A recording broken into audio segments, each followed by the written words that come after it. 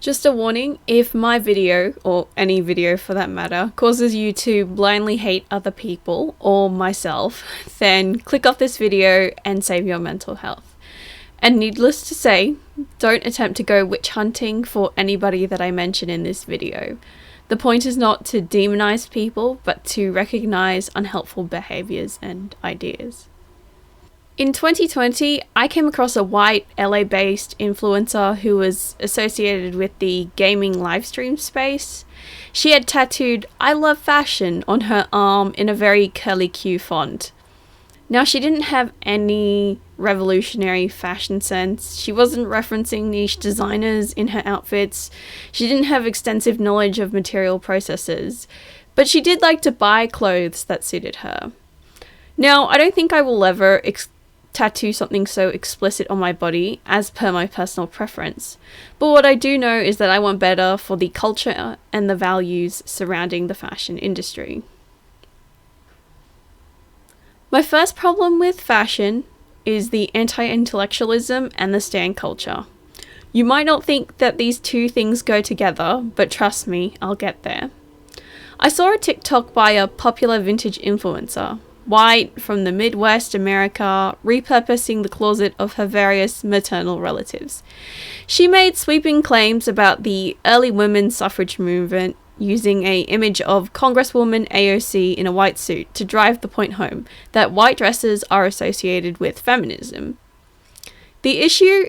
It's an oversimplification that borders on whitewashing and Disneyfying feminist history, because the early waves of feminism and early suffragettes were deeply tied to white supremacy, working to get the white women the vote while explicitly excluding and demonizing black people and other people of color. If you want to deep dive into this, go watch these videos by Snappy Dragon that I'll link below and here. We tend to think that information is accessible and widespread because of the internet, but we forget that social media algorithms are becoming glorified echo chambers that reward bias confirmation. And if you don't know something, you just don't know. You won't even care to look for it. Ignorance begets ignorance. This becomes more dangerous when it mixes a lack of education that lacks critical thinking, a homogenous peer group, and platform power. Suddenly you've got someone with a substantial following spreading feel-good misinformation in fashion spaces. Add in the fact that this vintage influencer is a white woman in America who is constantly coddled by her ethnic group to see her perspective as the norm. She's likely never been asked to question the goodness of her whiteness. I know this is the case because of my own personal experiences with white costumers in the historical costuming space. So back in 2018, I was super into historical costuming. Think those who made linen chemises, 18th century mantua making, robe de française with panier hoops, the whole deal. A major scandal broke out when a prominent white costumer wore a chemise à la reine to a plantation in the American South, a place where slavery and lynchings occurred regularly. That's like wearing a Nazi commander's uniform to a Holocaust memorial, because a chemise à la reine has its own racially appropriative backstory, which you can learn about in this video by a J Knight Shows that I'll link below and up here.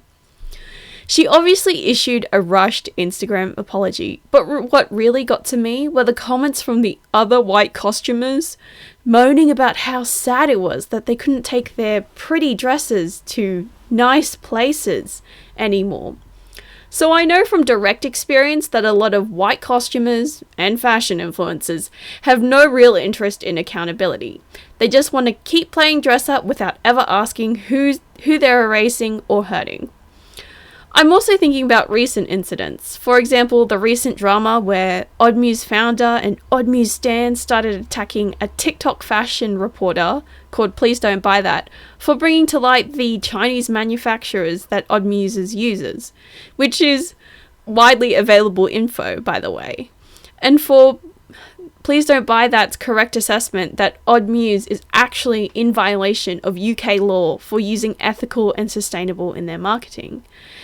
Then to the white influences of TikTok brushing off the fact that a fashion brand tried to call a traditional Indian dupatta a Scandinavian scarf in a massive case of cultural appropriation. These further incidences have solidified that this is not an isolated case. It's a pattern of mainstream white defensiveness and cultural erasure in fashion, which in my personal opinion is a form of anti-intellectualism. And then there's the stan culture. My recent encounter with stan culture was when I made a neutral post on r/handbags saying Tanner Leatherstein was a harbinger of doom for any bag brand, that I trust Tanner Leatherstein's reviews, and then I made a throwaway comment that LVMH only produces poor quality plastic handbags. This immediately had me receiving threats that I was supporting a misogynist, I'm anti-feminist, I'm insufferable, and I must have poor fashion taste. Nothing to do with the original post, just pure hatred because I dared to deviate from the norm and not blindly support their luxury handbag purchases. I also left a comment on a white male fashion commentator's video that dared to blasphemously state that people are different in their depth of interest in fashion, so some people will be very uninterested in learning about what Rick Owens' left nutsack was doing in 1986. So good luck with having smaller views, which he immediately took offense to and immediately attempted to disparage me for being a shallow, normie fashion lover, as if it's a bad thing. Whilst I did reply back to him, what I really learnt was that he wasn't looking to educate others, he was trying to assert his fashion knowledge superiority over the other fashion normies, like a classic gatekeeper. So, you're either Team LVMH or Team Obscure Designer Video Essay, have a single critique, or heaven forbid, a neutral opinion, suddenly you're anti-feminist, uneducated, tasteless, shallow trash. There's no room for grey areas, no nuance, no complexity, just binary thinking and toxic fan behaviour. Needless to say, people in the fashion space have a habit of treating valid criticism like a personal attack. They cling to their comfort zones and refuse to learn anything that might challenge them. Meanwhile, I can fully enjoy fashion, even if I know some of it is messy or problematic. I know there are some brands, styles, and conversations that I just can't participate in. But maybe that's part of a learning curve. But for now, it feels like anti-intellectualism and stan culture have hijacked fashion. And until we can bring curiosity, care, and nuance back into the space, it's going to stay shallow and exhausting. My second problem with fashion, the instant gratification and process alienation. There's this idea from Canadian communication theorist Marshall McLuhan, the medium is the message. The gist of what he was trying to say is that the content of the message isn't as important compared to how that information is delivered. I want to appropriate this concept into the fashion space and say that because of the way we consume fashion content, fast, visual, flashy, algorithm-driven, makes us prone to consumption and alienation regardless of our knowledge of fashion processes. Take, for example, when I randomly came across this complex Intarsa knitted jumper on Instagram. My reaction was that I was instantly enamored with it. Holy shit, I want it. It's so beautiful. Compare and contrast that to a How to Knit Intarsa page by knitting tutorialist Nimble Needles, which tells you how to get a comparable but simpler end product, but gives me feelings of, I have to find my knitting needles and, oh my gosh, why is this so hard? And that's the core issue. This type of image-based content flattens the creative process into a bite-sized visual moment. One of the concepts of Karl Marx's theory of alienation is that the capitalist sale of the worker's product simultaneously objectifies and alienates his labour, leaving the worker alienated from the original product and reinforcing the capitalist wealth over the workers. My take on this is that modern online fashion consumption, whether physical or media, has completely separated the consumer from all the processes required to make the item, which makes the consumer completely devalue the original design. But back to the beautifully knitted jumper. So I know from experience that this jumper took a long time to make, from the creator building her skill and knowledge in knitting, coming up with the colorwork inspiration, and then putting in the hours or days to prepare and gather the correct yarns needed for the project, before putting in the hours or days needed to knit this long-ass, intricately knit jumper. But because of how these items are delivered to me via a spontaneous, beautiful Instagram post, it sends a flurry of, I need it, I want it, right here, right now, to my brain. And this effect must be worse felt by people who have no idea how complex knitting techniques are embedded into this product, or who only have a vague notion about what knitting looks like to begin with. Case in point, there was a beautiful made-to-form, sheer-draped wedding dress worn by a famous Thai socialite that went viral. And I remember a comment under one of the posts was like, "Where can I buy this?" Which in my head is a ridiculous thing to comment, because anyone with basic fashion knowledge would know that these dresses are custom made for the client. And the client can even request that the designer only produce one of this design for them. I even did a bit of digging on the socialite's Instagram, and apparently it took her 6 separate fitting sessions in Bangkok to have the sheer fabric look effortlessly draped on her body. Not so effortless now that you know that little tidbit of info. But you can understand why the commenter jumped to that conclusion. The way that these items are delivered to us on social media, and our loss of knowledge on sewing and knitting processes, has primed us to take away the appreciation and true value of these items, and completely discredits the hard work, labor, and time that went into them. And instead, we just want to click and buy it. The third and final problem with fashion: hyperstimulant content, the hedonic treadmill, and deservingness culture. Let's talk about the type of fashion content we're all drowning in now. Hauls that get bigger, apparel getting more saturated, and more outlandishly shaped silhouettes.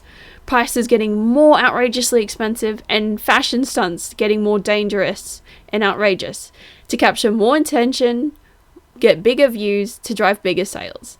This is fashion's hyperstimulant content. It's not just content anymore, it's a Pavlovian trigger system. We're literally being trained to associate fashion consumption with dopamine, using the same mechanisms described in Atomic Habits by James Clear to build good habits. Cue, craving, response, then reward.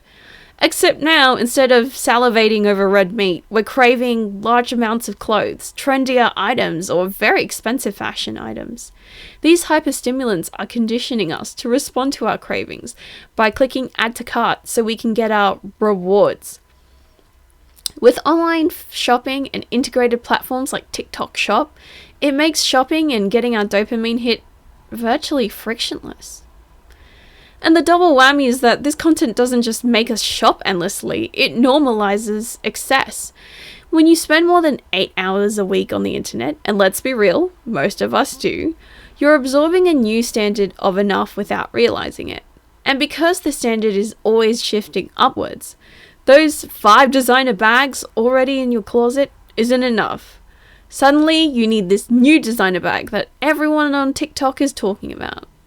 This is the hedonic treadmill in action.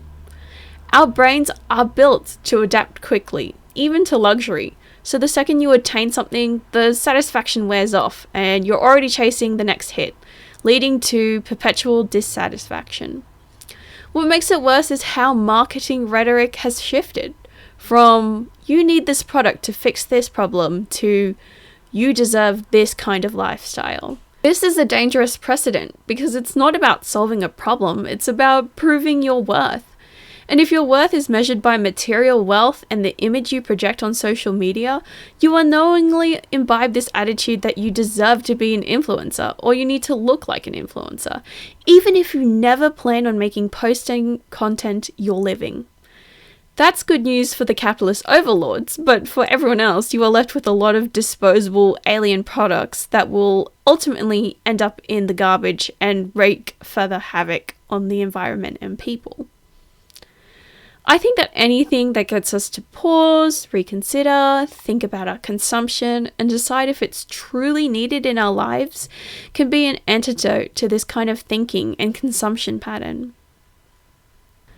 The point of my points is not to send hate to these people. I don't even doubt that the people I critiqued genuinely love clothes. However, the culture around fashion, it needs a serious reset. I've long withheld my participation in the fashion industry in fear of and because of encountering people in the fashion space who are willing to make ignorance their god as long as they can receive a confirmation bias on their specific opinion. This video will probably make some people angry, especially when I bring up race, culture, or privilege. That's fine. To those people, I say that you aren't really ready for any real conversations about fashion or any art form really. And this video has probably been a waste of your time, and you might as well have clicked on a white noise video and achieved the same outcome. But if you're still here, let's have a real conversation. Have you felt the effects of instant gratification in how you view fashion? Are you stuck on the hedonic treadmill? How do we build a fashion culture that values depth, context, and care? Let me know in the comments, because it feels like I'm genuinely drowning.